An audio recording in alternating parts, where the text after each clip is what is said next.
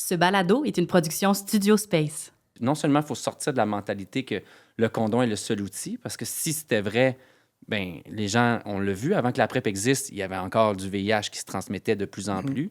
Fait que même si la règle, la seule option, c'était le condom, les gens ne peuvent pas tout le temps le porter.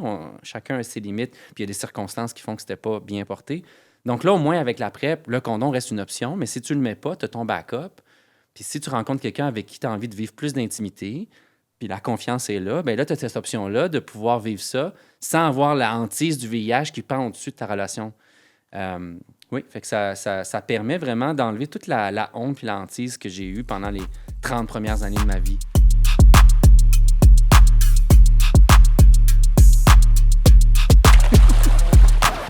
Bonjour. Salut, salut.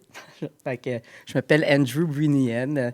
J'essaie quelque chose aujourd'hui là, avec mon invité Emmanuel. Bonjour, c'est Emmanuel. Un grand Thibodeau. ami de longue date. On travaille ensemble depuis longtemps.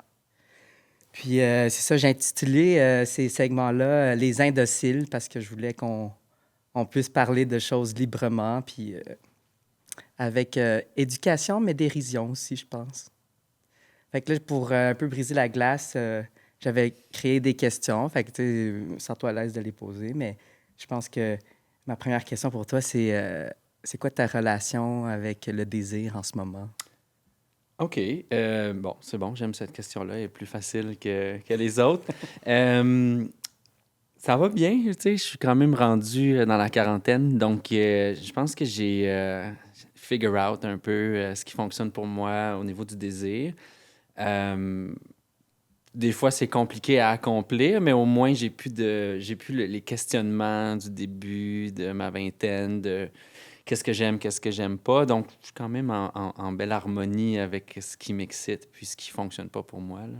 Est-ce que tu as l'impression que ça a pris du temps avant de te rendre à ce point-là ou que tu étais plus confortable avec tout ce monde fantasmagorique-là, ta confiance, ton imaginaire? Vraiment. Il y a beaucoup une confiance en toi, hein. Je pense que tu dois bâtir aussi au niveau de la vie sexuelle. Et puis, ben, je pense que c'est à la longue que tu finis par mieux habiter ce que tu veux être puis ce que tu veux vivre. Puis c'est ça. Quand la confiance en moi est revenue, il y a des choses qui se sont ouvertes qui, au début, je me permettais pas. Notamment... Mais notamment, c'est drôle parce que j'ai un parcours... Moi, je suis pansexuel, OK? Mais quand j'avais 19-20 ans, tu te poses des questions, puis le milieu, autant gay que hétéro, voulait rien savoir de ça, là. Fait que tu vois, j'étais pas un bisexuel pour les hétéros, j'étais gay, puis j'étais pas un bisexuel pour les gays, j'étais gay. Branche-toi, il n'y a pas d'histoire d'entre-deux, ça n'existait pas, puis je pense qu'aujourd'hui encore, c'est difficile. Mais j'avais réellement quand même du désir pour les femmes, entre autres. Que j'ai décidé de fermer la porte là-dessus. Parce que c'était déjà difficile de découvrir mon homosexualité, qu'en plus, essayer de m'accrocher à mon hétérosexualité ou à mon côté hétérosexuel. Vraiment difficile à balancer, fait que j'ai fermé la porte. Puis aussi, quand tu as 19 ans, moi, j'étais pas capable d'approcher les femmes avec la confiance que j'ai aujourd'hui. Donc, c'était pas quelque chose qui était possible. Mais c'est vraiment juste dernièrement que, suite à ma dernière rupture, je me suis retrouvé avec du temps libre ou un terrain plus vague à explorer. Puis j'ai dit, je pense que c'était encore là, j'ai besoin d'explorer, j'ai besoin d'ouvrir la porte à ça. Puis c'est vraiment au début de la quarantaine que j'ai redécouvert mon attirance plus hétérosexuelle.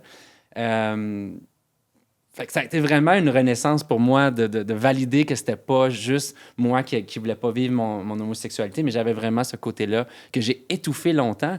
Puis j'ai fait la sortie du placard inversée plus tard dans la vie. Tu sais, déjà, c'est quelque chose qui me surprit moi-même à quel point j'avais évité quelque chose qui était vraiment important pour moi. Est-ce que tu as l'impression que, tu sais, mettons, tu t'es empêché de vivre des choses dans tout ce parcours-là, puis qu'aujourd'hui, peut-être que tu aurais fait des choix différents ou tu aurais vécu des choses différemment?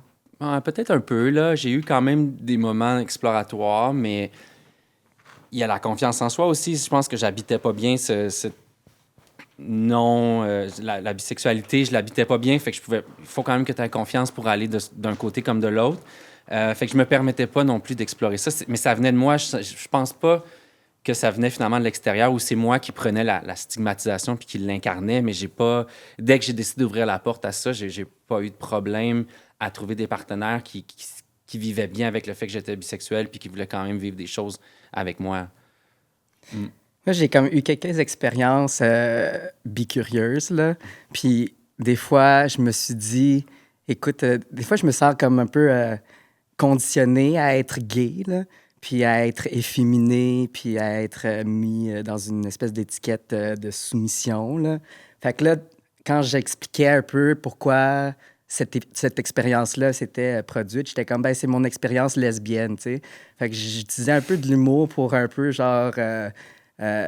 détourner, tu sais, trop de questions par rapport à ça, parce qu'au final, tu sais, je pense que tout le monde a une sexualité qui leur est propre, puis c'est tout un monde, puis je trouve ça beau qu'en tant qu'être humain, on puisse avoir ces options-là, puis cette liberté-là, puis je pense qu'il y a beaucoup de choses dans le monde chez les gens qui se permettent pas de vivre, qui créent beaucoup de malheur, puis de détresse, puis de violence, là. Mais c'est ça, fait que, tu sais, même là-dedans, même comment je vais le présenter, c'est très catered to the general population, là. Mais est-ce que tu as l'impression que tu fais ça pour te conformer à des attentes, ou c'est plutôt pour pas renier une partie de toi qui existe, qui est cette féminité-là que tu as le droit d'incarner aussi? Je sais pas, tu sais. OK. Tu sais, je sais pas si... Des fois, dans ces expériences-là, je me suis dit, est-ce que je le fais par curiosité? Est-ce que c'est vraiment par attirance sexuelle? Est-ce que finalement, j'ai grandi dans le discours que je suis un homme gay, asiatique, docile? C'est drôle parce que, justement, ça vient de là, les indociles, parce que souvent, j'essaie de m'émanciper de ça aussi. Mais... c'est ça. Est-ce que j'étais aussi conditionné à quelque part à être un type d'homosexuel? Ouais. C'est ça que je me pose comme question des fois. C'est dur à tracer la ligne parce que, tu vois, moi, quand j'ai eu il a fallu que j'accepte mon homosexualité, ma présentation masculine a beaucoup été une armure malgré tout. J'ai jamais osé m'en départir. Puis c'est ce qui, au début, m'a aidé à fonctionner là-dedans, c'est de ne pas avoir l'air gay. Tu sais, c'était important. C'est ce que je recevais comme message autour de moi, que « Ah, mais au moins, tu n'as pas l'air gay. » Puis, fait que c'est tellement devenu une habitude que maintenant, c'est indissociable de mon identité. Puis là, j'ai pas l'impression de le faker, alors qu'au début, peut-être, mais maintenant, c'est moi. Fait que je pense qu'on devient un peu le résultat de la pression du milieu puis de ce qu'on a en dedans. Puis à un moment donné, ben ça s'incarne dans ton identité puis c'est difficile à dissocier. Peut-être que si j'avais vécu mon adolescence cette décennie-là, je me serais permis plus de féminité puis je serais devenu quelqu'un d'un peu moins ancré dans une apparence comme une autre. Dur à dire. Mais aujourd'hui, je suis en harmonie avec ça. J'imagine que toi aussi. Oh oui, je pense que je pense que ça prend toute une vie là, de trouver ces ancres, là. Mais moi, c'est super intéressant. En fait, tu sais, je sais que la question a pris une tangente, là, mais tu sais, je pense qu'aujourd'hui, je voulais qu'on jase de PrEP puis de DoxyPEP aussi, là, Ben oui. parce que ça se veut éducatif aussi. Mais outre, tu sais, qu'est-ce que c'est, puis les outils de prévention qu'on a présentement, puis tu sais, ce qui m'intéresse dans ces outils-là, c'est le empowerment que ça amène à notre communauté, là. Le fait de prendre en charge et prendre la responsabilité de sa sexualité, puis de ses partenaires, de ses risques sexuels. Puis, tu sais, une des questions que j'avais, tu sais, ben, pour toi, ton expérience avec la PrEP, la DoxyPEP, autant d'un point de vue de ta pratique que en tant que personne qui fait usage de ces outils-là. Puis est-ce que tu penses que c'est des outils de libération, ou est-ce que c'est comme un semblant de contrôle qu'on a? Ah non, moi, je pense plus du côté libérateur. Puis je suis content que tu en parles, parce que j'ai pas jamais eu l'occasion de parler de cette opinion-là que j'ai sur ces outils-là. Pas que je serais contre, là, dans une conférence que je donnerais à des gens qui connaissent pas du tout la PrEP, j'aimerais même ouvrir avec le préambule, mais je pense qu'il y a beaucoup une conception générale qui vient avec une attente je vais le dire comme je l'entends, là, que les homosexuels doivent toujours porter le condom. que c'est attendu que les homosexuels, à cause du VIH, doivent porter le condom. De même considérer pas le porter, ça choque encore beaucoup de personnes. Ils sont comme, pourquoi tu vas prendre un médicament avec des effets secondaires, des suivis médicaux, alors que tu pourrais simplement mettre un condom? Puis, même moi, au début, quand la PrEP est arrivée comme pharmacien, il a fallu que je me confronte un peu contre mes propres valeurs parce que dans les années 90-2000, tu nais, puis le sexe est dangereux, c'est associé avec la peur de la maladie, de la mort, du stigma, du VIH. Donc, le sexe est intimement et indissociable avec le danger. Et quand la PrEP est arrivée, ça a mis une option sur la table où tu peux sortir le danger de l'intimité. Puis autant que les hétérosexuels ont le droit de choisir de mettre le condom ou pas, hein, ils vont gérer le risque de grossesse, mais après ça, avoir une gonorrhée, une chlamydia, oui, c'est plate, oui, ça peut être un parcours de la honte pour certains, mais ça demeure que c'est un choix personnel de vouloir, j'ai une relation sexuelle non protégée avec toi, j'assume le risque que je te fais confiance, mais qu'on ne contrôle pas tout. Puis si j'attrape une chlamydia, ça fait partie de l'équation avec le bénéfice qu'on va vivre un moment plus intime, plus rapproché de vulnérabilité, de confiance partagée. Fait que de remettre ça dans l'équation avec le sexe homosexuel, mais tout le sexe qui peut être considéré à risque pour le VIH, ça l'a vraiment ouvert des portes. Fait que non seulement il faut sortir de la mentalité que le condom est le seul outil, parce que si c'était vrai, ben les gens, on l'a vu, avant que la PrEP existe, il y avait encore du VIH qui se transmettait de plus en plus. Fait que même si la règle, la seule option, c'était le condom, les gens ne peuvent pas tout le temps le porter. Chacun a ses limites, puis il y a des circonstances qui font que c'était pas bien porté. Donc là, au moins, avec la PrEP, le condom reste une option, mais si tu le mets pas, tu as ton backup. Puis si tu rencontres quelqu'un avec qui tu as envie de vivre plus d'intimité, puis la confiance est là, bien là, tu as cette option-là de pouvoir vivre ça sans avoir la hantise du VIH qui pend au-dessus de ta relation. Oui, fait que ça permet vraiment d'enlever toute la honte puis la hantise que j'ai eue pendant les 30 premières années de ma vie. Moi, tu sais, en médecine, là, quand j'étais en deuxième année de médecine, je savais que ce que je voulais faire, c'est, tu sais, adresser, c'est traiter, soigner des gens qui avaient le VIH, que je voulais comme faire partie de... Je pense que j'avais romancé un peu ma vision du militantisme des années VIH-Sida. Tu sais, je me disais, dans les années 80, en tant que communauté, on s'épaulait, on était comme ostracisés par la communauté, on mourait comme des mouches, puis tout le monde s'entraidait dans cette détresse-là. Puis c'est quelque chose que je voulais faire partie dans ma pratique future. Fait que je me rappelle, en deuxième année de médecine, c'était ça que je voulais faire. Je savais même pas dans quelle spécialité je voulais aller. Je savais pas si je voulais être microbiologiste, je voulais être médecin de famille. À un moment donné, j'ai passé par la psychiatrie parce que c'est quelque chose qui m'intéresse énormément. Mais là, je savais que je voulais travailler là-dedans parce que c'était comme je voulais faire partie. C'était pour moi symbole de résistance, là. Puis je me rappelle à la résidence, tu sais, la PrEP n'était pas aussi diffuse qu'ici. Là, j'avais fait des stages à l'Actuel, puis j'avais été sensibilisé à ça. Mais j'avais présenté sur la PrEP à mon UMF à ce moment-là. Puis la moitié de mes profs étaient un peu comme, ben, tu sais, ils me confrontaient dans le sens que, mais là, on a un outil pour enlever le condom, justement. Fait que tout le monde va se mettre à faire du libertinage, à fourrer à gauche, à droite, pas prendre des risques inutilement. Puis à ce moment-là, justement, je me rappelle, j'étais comme un peu comme intimidée par le processus de la résidence, un peu la hiérarchie des aînés. Je voulais pas avoir Je voulais, genre, un peu finir ma résidence au PC, là, pour plus avoir enduré cet état-là de soumission. Puis j'avais rien à leur dire. Puis là, c'est à force de côtoyer des gens dans les milieux urbains qui sont confrontés à cette réalité-là que j'ai comme... Tu sais, j'ai regardé ça. Puis finalement, c'est vrai, tu sais, on est déjà... Probablement, si tu le précises, c'est parce que la personne prend déjà des risques à un certain point. Puis l'autre affaire aussi, c'est que la réaction que j'ai eue de mes profs, c'était... Je réalisais que c'était la même réaction que probablement la contraception a eu quand ça a été comme diffusé au début. C'est comment les femmes vont se libérer, vont devenir sexuelles, libertines, vont sortir de leur cage, puis va s'insurger contre notre société. les épidémies du TSS. Puis, des grossesses. Ouais. Fait que, tu sais, mais c'est ça que le parallèle se fait. Puis, tu sais, au final, je pense que c'est... c'est vraiment un outil qu'on a, puis une option qu'on a, puis on a accès à ça, puis je trouve ça beau, là, à quelque part. Là. Oui, écoute, tu sais, moi, avant que la PrEP existe, là, je fréquentais des gens, puis même moi, après 2, 3 rencontres, on pense qu'on connaît bien l'autre personne, on pense qu'on peut avoir confiance en eux. On s'est protégé les 2 premières fois. La troisième fois, ça arrivait. Je dis, ah, OK, on n'est pas obligé de mettre le condom. Puis c'était un risque que j'ai pris dans une zone extrêmement grise avec un risque très réel d'attraper le VIH. Puis j'ai été chanceux. Mon jugement ou ma chance ont été de mon côté. Mais j'ai des amis qui ont fait la même chose puis qui aujourd'hui vivent avec le VIH.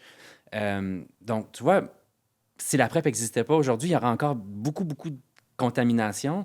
Donc, la PrEP ne remplace pas le condom, mais c'est certainement un outil qui vient, pour moi, ça l'aurait m'aider à sécuriser ces zones grises-là où tu apprends à faire confiance en quelqu'un, mais tu n'as pas encore toutes les garanties que cette personne-là est fidèle. Elle dit qu'elle a fait ses tests, est-ce que c'est vrai? Maintenant, j'ai plus besoin tant de me fier sur ce qu'on me dit, je peux m'occuper de ma propre protection.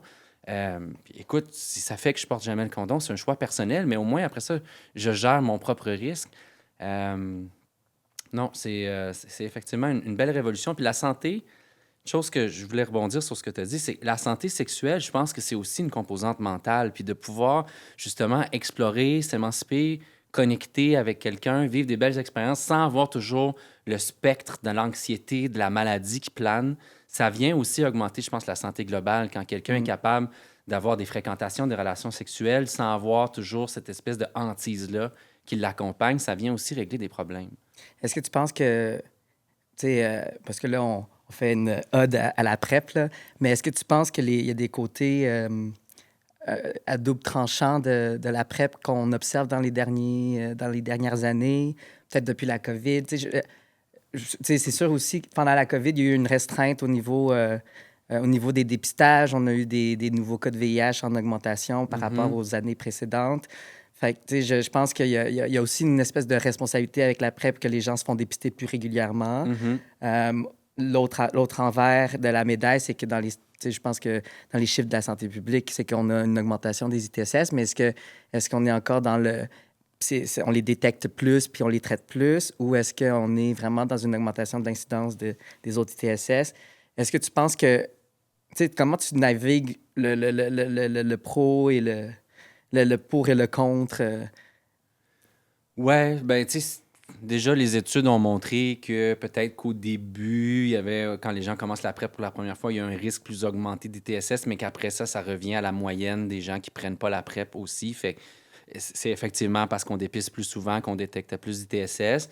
Les courants d'ITSS qui augmentent, soulignés par la santé publique, c'est quelque chose qu'on remarque aussi chez les hétérosexuels pour qui la PrEP n'est pas un outil. Donc, c'est difficile de pointer du doigt, mais les bénéfices pour la population générale et la santé publique sont réels. Là. Toutes les VIH qu'on évite, ben, c'est des coûts énormes qui sont sauvés au gouvernement pour des traitements, des comorbidités causées par l'infection au VIH. Fait que je pense que l'investissement est important. Puis le condom a encore sa place, mais au moins maintenant, ben, les gens savent qu'il faut se faire dépister régulièrement, qu'il y a des outils pour éviter d'attraper des ITSS. Puis ça permet vraiment à certaines personnes de reprendre un peu le contrôle de leur anxiété puis du danger associé aux relations sexuelles. Fait que je le vois moins qu'avant, le double tranchant, je te dirais. OK. J'entends surtout des témoignages des gens qui disent à quel point c'est positif pour eux, puis ils vivent moins d'anxiété, puis que ça leur permet d'aller vers les gens qui sont intéressés plus facilement. Tu sais, puis je te dirais que dans les faits, je te parle de ça, mais tu sais, dans la dernière année, les nouveaux cas qu'on a dépistés à la clinique, tu sais, souvent, c'était des gens qui n'avaient pas accès à la PrEP ou qui ne connaissaient pas ça. Des histoires un peu comme...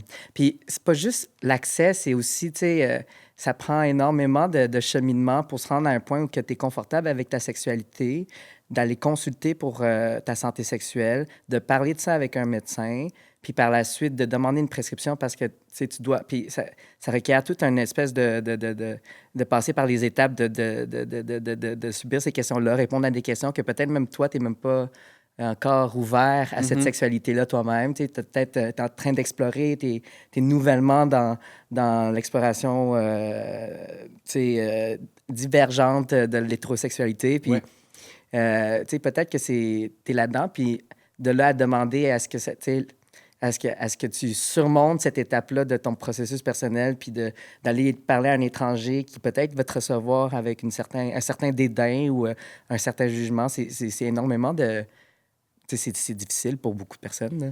Puis il y a beaucoup de personnes qui vont consulter une première fois, puis que le premier médecin n'est pas à l'aise avec la PrEP, fait qu'il leur dit de porter un condom, ou tu sais, ils n'ont pas la réponse appropriée par rapport au risque auquel ils sont, puis ça les décourage, puis effectivement, des fois, il est trop tard, puis entre-temps, ils attrapent le VIH. Mais c'est pour ça que les cliniques spécialisées, c'est bien parce que les gens savent qu'ils vont parler avec des gens qui sont à l'aise avec ça, puis qui toutes les histoires sont déjà entendues, il n'y a rien qui va choquer personne. Nous, à la pharmacie, on a une clinique à distance. Fait que ce que les gens apprécient beaucoup, c'est que quand ils nous parlent au téléphone, ils ne nous voient pas. Fait qu'il y a une certaine intimité qui est protégée, que même si tu vas me répondre à certaines questions ou on va te poser certaines questions, si on se croise dans la rue, on va pas se reconnaître. Fait que ça préserve un peu une certaine sécurité. Puis il y a beaucoup de gens qui vont bien répondre à cette offre alternative-là. On a des hétéros dans le placard qui ont occasionnellement des relations homosexuelles, puis eux autres, ils savent que c'est quelque chose qui existe, puis là, ils sont enfin capables d'en parler puis d'avoir une prescription, même s'ils viennent jamais à Montréal. Ils sont soulagés. Parce qu'après ça, ils sont plus à l'aise d'aller justement explorer ces endroits-là dans leur sexualité qui est encore à dévoiler pour eux. Quand tu enlèves le risque pour la santé, mais ça devient plus une question de curiosité personnelle, puis moins jouer avec la vie ou la mort, tu sais. Ouais, ça, c'est... Ce discours-là de la vie, la mort, tu sais, c'est énorme, là. Tu sais, je pense que les personnes séropositives vivent encore beaucoup d'autostigma, puis... Ah oui. Puis même si... Puis tu sais, je sais qu'on a un biais aussi hyper positif parce qu'on est comme dans un effet entonnoir de travailler à même le village, puis que tout le monde est éduqué, puis I est égal à I, puis la PrEP. Mais genre, tu sors de cette espèce de rayon de 1 km², puis t'arrives à genre un néant de personnes qui ne savent pas c'est quoi la PrEP. Puis tu sais, j'ai déjà eu des questions d'assurance qui étaient comme, est-ce que vous êtes séropositif? En fait... question, expérience cocasse. À un moment donné, ma mère, elle a trouvé ma PrEP chez moi. Puis là, elle m'a appelé en pleurant. Elle était comme, t'es séropositif. Puis tu sais, ma mère est vietnamienne traditionnelle. Elle a regardé sur la bouteille, puis c'est marqué agent antirétroviral. C'était un peu comme moi, un peu genre impulsif dans ses réflexions, là. Puis pendant 15 minutes, il fallait que j'y dise non. Puis là, il fallait que j'apprenne à ma mère c'est quoi la PrEP. Mais tu sais, j'étais comme, j'aurais peut-être pas dû laisser traîner ma médication dans le sous-sol de chez mes parents. Mais bon, ça, c'est on me. Là. Une opportunité d'éducation. Mais non, mais t'as raison. J'ai dit ça, la vue de la mort, parce que c'est ce que j'entends au téléphone, mais c'est pas mon opinion. Là. Mais tu sais, beaucoup de gens pensent encore comme ça. J'ose espérer que la PrEP, c'est aussi un outil pour repousser le stigma. Parce que maintenant, il y a beaucoup de gens qui font plus le triage de seulement choisir des partenaires séronégatifs ou séropositifs. Ils ne posent plus la question parce qu'ils se sentent protégés. Puis ça permet maintenant d'avoir un peu plus de conversations qui ne sont pas teintées par le stigma de la sérophobie. Là. Mais à quelque part, j'avais déjà entendu que, tu sais, savoir que quelqu'un est séropositif, indétectable, tu as moins de chances de te contaminer qu'avoir un partenaire anonyme d'un soir que tu connais pas son statut. Puis je pense que c'est comme... J'en pense aussi que c'est beaucoup, beaucoup, beaucoup, beaucoup moins dangereux que de coucher avec quelqu'un de séronégatif qui a fait ses tests il y a 1 mois. Ça, c'est beaucoup plus dangereux que quelqu'un qui vient de t'avouer qu'il est indétectable. Aucun intérêt à dire un mensonge là-dessus. Là. Si quelqu'un dit qu'il est séropositif, pourquoi... Ce serait quoi l'intérêt de mentir là-dessus? Lui, il se met vulnérable face à des... Ça se peut qu'une fois sur 2, ça soit rencontré avec du mépris puis du rejet. Fait que je me dis... Ah non. Je me dis, c'est comme... C'est tout en son honneur de dévoiler. Puis en plus, qu'est-ce qu'il y aurait à te gagner de manigancer? En tout cas. Mais il y a beaucoup, beaucoup, beaucoup de travail à faire pour que même la communauté comprenne que I égale I, indétectable et non transmissible. Je le vois à tous les jours encore, comment des gens se font retourner de bord alors que c'est des excellentes personnes pour le dating, mais qui sont simplement jugées sur le fait qu'en 2001, ils ont eu une soirée de malchance, puis là, maintenant, sont teintés pour la vie. C'est vraiment triste. C'est jamais les histoires des gens. C'est ça aussi. Je pense que quand tu portes un jugement sur « OK, la personne est séropositive », puis ça veut dire qu'elle a un passé olé, puis qu'elle était insouciante, blablabla. Ben oui, pas Tu sais pas nécessairement. c'est Mais quoi non, l'histoire des mais gens, non, là. c'est ça. Puis Mm. ça sert plus à rien d'aller là. Maintenant, c'est gérable. Mm. Les traitements fonctionnent, sont extrêmement efficaces. C'est rare. Tu sais, quelqu'un qui prend son médicament comme il faut, il n'est pas contagieux, puis ça devrait même plus être une inquiétude, mais ça prend du temps. Puis c'est pas quelque chose que les gens aiment parler autour d'un café, fait que c'est sûr que la conversation évolue pas rapidement. Est-ce que, on parle de PrEP depuis tout à l'heure, mais tu sais, la doxy, comment tu vis ça? Ah ben ça c'est intéressant aussi. Tu sais, contrairement à la PrEP qui est efficace à près de 100%, la Doxy, on est plus dans un global 50%, puis selon l'ITSS, ça fluctue. Mm. Fait que c'est moins une armure impénétrable, mais encore là, ben, ça diminue les risques que tu as besoin de rappeler quelqu'un avec un appel très malaisant, de dire je t'ai peut-être transmis quelque chose, va te faire tester. Donc, ça lubrifie aussi les relations en évitant des frictions qui sont moins nécessaires. Une chose que j'aimerais dire aussi, c'est qu'on entend beaucoup, puis c'est une considération valable, là, que prendre des antibiotiques peut augmenter la résistance aux antibiotiques. Mais quand on parle de la doxyprep, qui est avec la doxycycline, donc c'est un antibiotique qu'on utilise depuis longtemps, pour les jeunes adolescents qui ont de l'acné, ils vont prendre le même médicament pendant des mois, puis on ne se pose pas la question de est-ce que c'est dangereux pour augmenter la résistance aux antibiotiques. Mais là, parce que c'est amené dans une communauté pour aller cautionner ou diminuer les risques de relations sexuelles, là, tout à coup, ça devient un problème très important.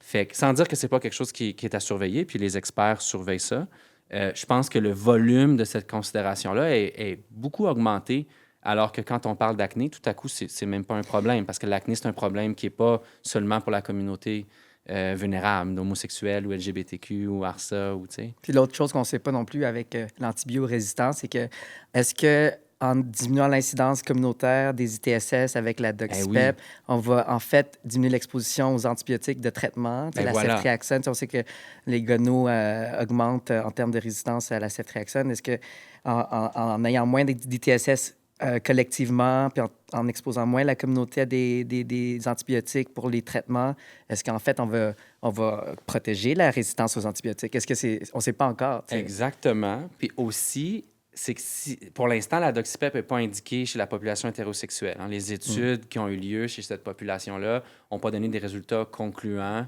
pour qu'on la recommande. Mais quand la communauté, je vais nommer la communauté gay pour l'exemple, quand la communauté gay se protège, ça prévient aussi que ces infections-là fuitent vers la population hétérosexuelle, parce que ce pas des bassins qui sont hermétiques. Donc, si on prévient la syphilis dans la communauté gay, bien, on prévient aussi des cas de syphilis dans la communauté hétérosexuelle, là où les conséquences peuvent être sérieuses, pendant une grossesse, par exemple. Puis, tu sais, je pense pas que tout le monde est 100 non, homosexuel. C'est ça. Puis, tu sais, on voit de plus en plus de syphilis congénitale aussi, de transmission verticale. Exactement. Est-ce que ça veut dire que, tu sais, je pense que la sexualité des gens a beaucoup changé, Ouais. puis la fluidité sexuelle est super intéressante dans nos générations modernes. Mais, ouais, moi, je trouve ça super intéressant. Tout progrès dans la protection protège tout le monde, pas juste les gens qui prennent la protection. Aussi, le fait que beaucoup de gens dans la communauté prennent la PrEP, ça fait que les infections du VIH ont plus de difficultés à se propager. Donc, même les gens qui prennent pas la PrEP, indirectement, sont un peu protégés parce que leurs partenaires la prennent, même si c'est pas ce que je recommande, là, de ne pas prendre la PrEP, mais au moins, indirectement, ça bénéficie à tout le monde. Est-ce que, une question qui me vient de même, d'où est-ce que tu penses que... Pourquoi les gens ont tant de misère avec la sexualité que ça? Ouais, hein? Pourquoi? Est-ce que tu penses qu'on est plus puritain au Québec? Non. Pourtant, en fait, je pense qu'au Québec, on l'est pas... Je suis pas allé passer beaucoup de temps dans les prairies, par exemple, mais j'ai l'impression qu'on l'est peut-être moins. J'ose espérer, mais je me base absolument juste sur une intuition. Mais le sexe, en général, tu sais, ça vient avec beaucoup d'exploration, beaucoup de malaise. Il n'y a pas toutes les rencontres qui sont intéressantes à raconter. Puis, quand on était jeune, c'était beaucoup associé à la honte. Je pense que vu que quand on mature, on n'a plus on prend pas le réflexe de discuter en long et en large de ce qu'on vit au niveau sexuel avec notre entourage, bien, on réussit jamais vraiment à décortiquer la honte du plaisir. Puis encore aujourd'hui, si je venais à te conter des péripéties que j'ai eues dernièrement, il y aurait toujours ce spectre-là de dire est-ce que c'est honteux de raconter ça en public, tu sais. Pas sûr qu'on va réussir à s'en sortir. Non, Toi? je sais pas, moi, je sais pas, j'essaie de... Tu sais, je pense que depuis que j'ai 18 ans, j'essaie de m'émanciper, là.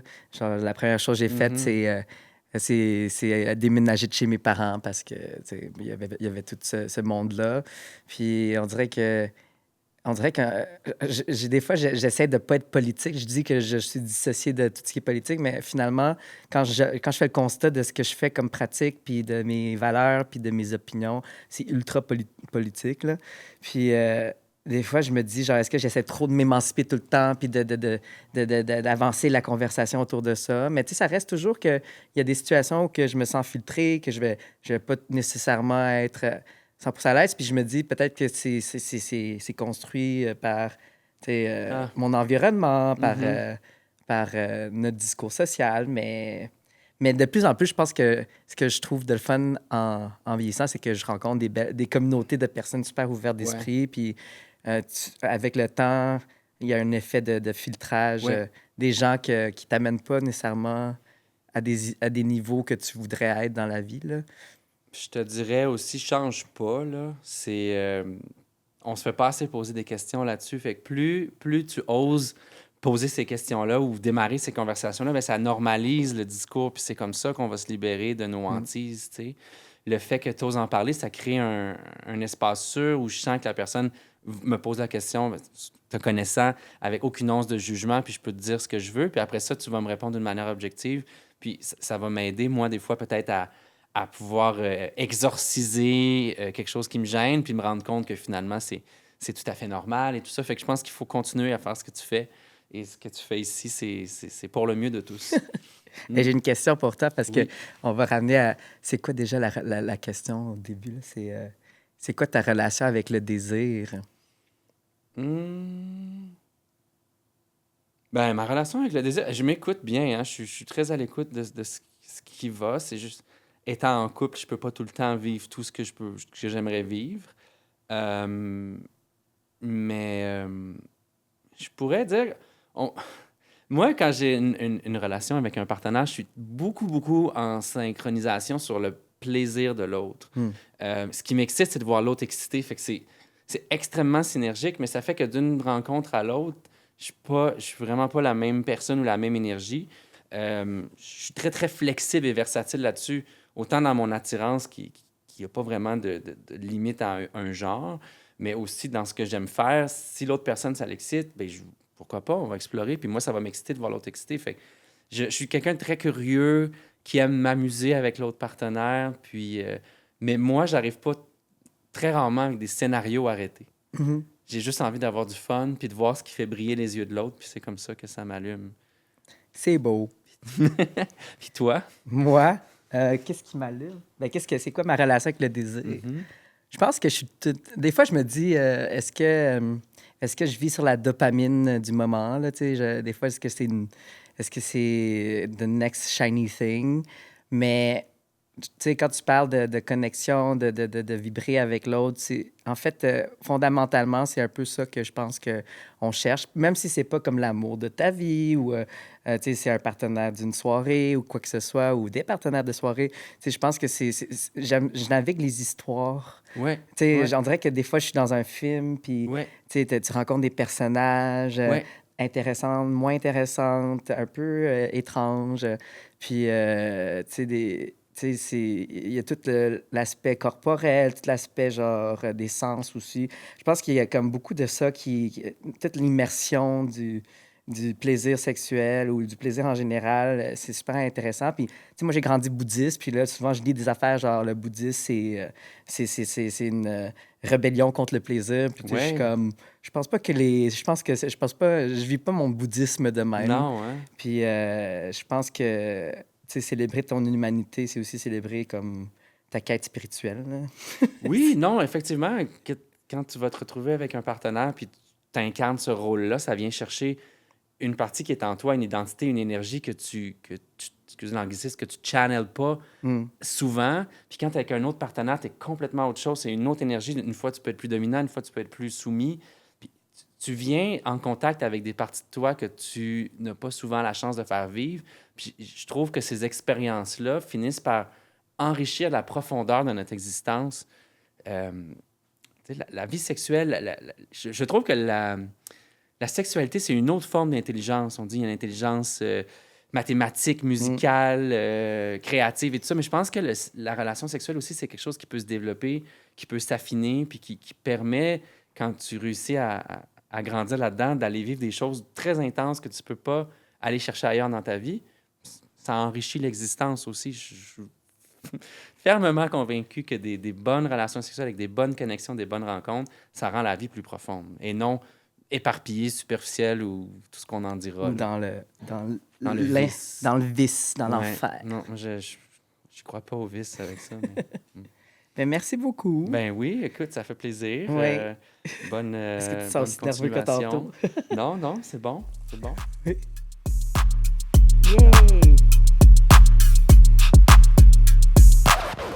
Ce balado est une production Studio Space.